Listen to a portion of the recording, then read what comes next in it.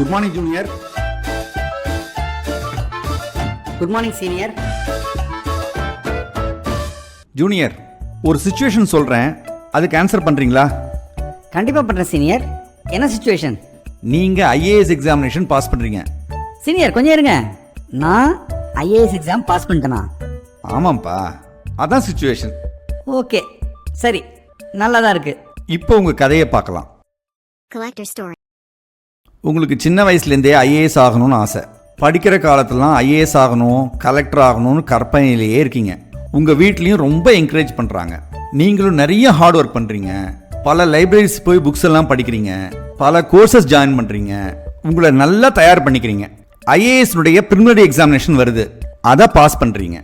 அடுத்து main examination, அதையும் நல்ல ரேங்க்ல பாஸ் பண்ணுறீங்க.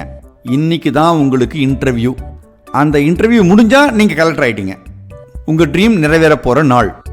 இன்டர்வியூ நடக்கிற இடத்துக்கு காரில் போயிட்டுருக்கீங்க. அப்போது சாலை ஓரமாக ஒரு அம்மாவும் குழந்தையும் அடிபட்டு இருக்காங்க.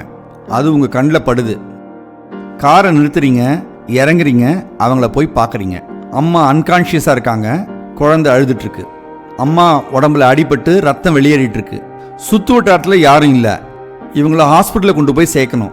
இங்கேருந்து கொஞ்ச தூரத்தில் ஹாஸ்பிட்டல் இருக்கு. உங்களுக்கு தெரியும். காரில் இவங்க 2 பேரையும் கொண்டு போய் ஹாஸ்பிட்டலில் சேர்த்தா குறைந்தபட்சம் 1 மணி நேரத்துக்கு மேலே ஆகிடும்.